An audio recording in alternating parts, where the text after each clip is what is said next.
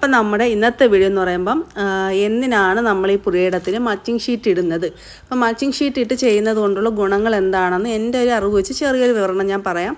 അപ്പോൾ ആദ്യമേ നമ്മൾ ഏകദേശം 3 ദിവസം കൊണ്ട് നമ്മുടെ പുരയിടത്തിലെ പണികളൊക്കെ തീർന്നു കിട്ടി.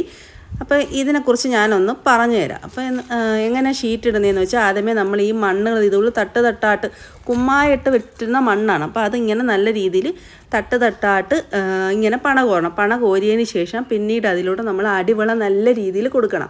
അടിവളം കൊടുത്തിട്ടാണ് ഈ ഷീറ്റ് ഇടുന്നത്. ഇതിനെയാണ് മൾച്ചിങ് ഷീറ്റ് എന്ന് പറയുന്നത്. ഒരു പ്ലാസ്റ്റിക് കട്ടി കുറഞ്ഞ ഒരു ടൈപ്പ് ഷീറ്റാണ്. അപ്പോൾ ഇത് പ്രധാനമായിട്ടും ഉപയോഗിക്കുന്നത് വെച്ചാൽ നമ്മളിത് കള കയറത്തില്ല. ഒന്നാമതായിട്ട് പോച്ച കയറുന്ന ഒരു പ്രശ്നം ഒരുപാട് കിട്ടും.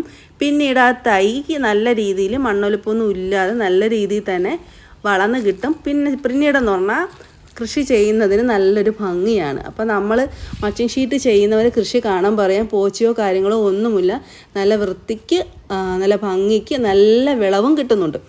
അപ്പോൾ ഇത് ഇടുന്ന രീതി എങ്ങനെയാണെന്ന് ഞാനൊന്ന് പറഞ്ഞുതരാം. അപ്പോൾ നമ്മൾ ആ തട്ടായിട്ട് കുമ്മായിട്ട മണ്ണായിരുന്നു നമ്മൾ തട്ടായിട്ട് എടുത്തതിന് ശേഷം പിന്നീട് നമ്മൾ നല്ല രീതിയിൽ ഈ ഷീറ്റ് ഇടുന്നതിന് മുന്നേ അടിവളം കൊടുക്കണം. ചാണകപ്പൊടി കൂടുതലിടാം, പിന്നെ കോഴിവളം ഉണ്ടെങ്കിൽ കോഴിവളം കുറച്ചിട്ട് കൊടുക്കാം. പിന്നെ നമ്മുടെ ഒരു മിക്സ് വളമുണ്ട്, എല്ലുപൊടി വേപ്പും പിണ്ണാക്ക് എല്ലാം കൂടെ മിക്സ് ചെയ്യുന്നൊരു മിക്സ് വളമുണ്ട്. അപ്പോൾ അതും കൂടെ അത് കുറേശ്ശെ ഇട്ടാൽ അതും കൂടെ ചേർത്ത് ഒരു ദിവസം വെള്ളം ഒഴിച്ച് ഇട്ടതിന് ശേഷമാണ് നമ്മൾ ഈ പ്ലാസ്റ്റിക് ഷീറ്റ് ഇടുന്നത്, ഈ മൾച്ചിങ് ഷീറ്റ് ഇടുന്നത്.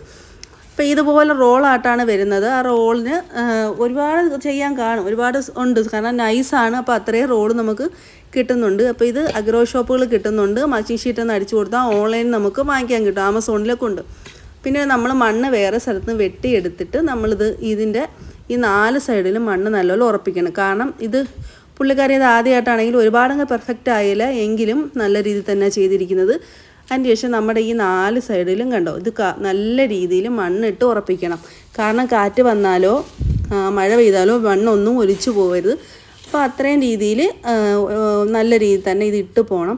വേണമെന്നുണ്ടെങ്കിൽ നമുക്ക് കുറച്ചുകൂടെ വീതിക്ക് ചെയ്യാം. പക്ഷേ വീതിക്ക് ചെയ്താൽ നമുക്ക് അപ്പുറം ഇപ്പുറം ഓപ്പോസിറ്റ് ഹോൾ ഇട്ട് ചെയ്യാം.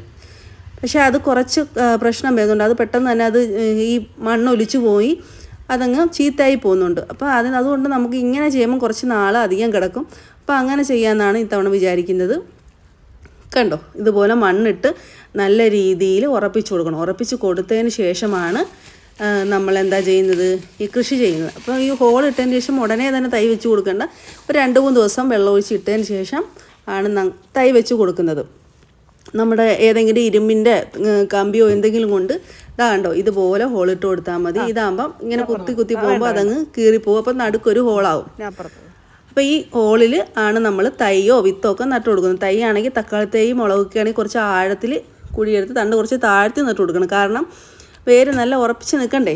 പിന്നീട് ഇതിൽ കൊടുക്കുന്ന ഇതുപോലെ തന്നെ എല്ലാം ഇതിലും ഹോൾ ഇടിപ്പിച്ച് ഇനി ഇത്രയുള്ള പുള്ളിക്കാരൻ്റെ ജോലി, ബാക്കി ജോലിയെല്ലാം എൻ്റെ ജോലിയാണ്.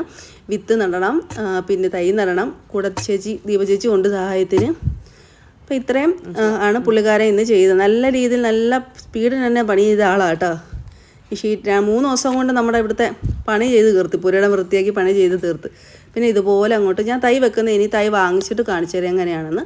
പിന്നെ വേറെ രീതിയിൽ ചെയ്യാം, കുറച്ചും കൂടെ വലിയ ഹോളിട്ട് അതാകുമ്പോൾ നമുക്ക് പിന്നീട് ചാണകപ്പൊടി എന്തെങ്കിലും വളം വേണമെങ്കിൽ ചെവിട്ടിയിടാം. പക്ഷേ ഈ ഹോളിൽ ഇങ്ങനെയിട്ട് ചെയ്യുമ്പോൾ നമ്മളിനി ചാണകപ്പൊടി അങ്ങനെയുള്ളതൊന്നും ഇട്ട് കൊടുക്കാൻ പറ്റത്തില്ല. നമുക്ക് ഇനിയെല്ലാം സ്ലറി രൂപത്തിലുള്ള വളങ്ങളെ കൊടുക്കാവൂ. നമ്മുടെ ജൈവ സ്ലറി, പിന്നെ കപ്പലിൻ്റെ പിണ്ണാക്കൊക്കെ വെച്ചുണ്ടാക്കുന്ന സ്ലറി ഉണ്ടല്ലോ അത്, പിന്നെ ചാണകം പുളിപ്പിച്ചത്, പിന്നെ കോഴിവളം സ്ലറിയാക്കി നേർപ്പിച്ചൊഴിച്ചത്, ഇതെല്ലാം നമുക്ക് പല രീതിയിലുള്ള വളങ്ങൾ മാറിയും തിരിഞ്ഞും ഈ ഹോളിൽ നമുക്ക് ഒഴിച്ചു കൊടുക്കാം. അപ്പോൾ ഇനി അങ്ങനത്തെ വളപ്രയോഗങ്ങളെ പറ്റത്തുള്ളൂ. അതുകൊണ്ടാണ് ആദ്യമേ അടിവളം നന്നായിട്ട് കൊടുത്തതിന് ശേഷം നമ്മൾ ഈ ഷീറ്റ് ഇട്ടത്. പിന്നെ അതിന് വളരാനുള്ള വളം അതിനകത്ത് കിടപ്പുണ്ട്, മനസ്സിലായോ? പിന്നീട് നമ്മൾ ഇതുപോലെ സ്ലറി രൂപത്തിലുള്ള ഉണ്ടാക്കി കൊടുത്താൽ മതി. പിന്നെ വേറൊരു രീതി ചെയ്യുന്നതുകൊണ്ട് അത് ലാസ്റ്റ് കൊണ്ട് കുറച്ചും കൂടെ വലിയ ഹോളാണെങ്കിൽ നമുക്കിതുപോലെ വളവും കാര്യങ്ങളൊക്കെ ഇതുണ്ടാകും, ചെവിട്ടിൽ കുറച്ചുകൂടെ ഇട്ട് കൊടുക്കാം. അപ്പോൾ ഇത്രയേ ഉള്ളൂ. Tata bye.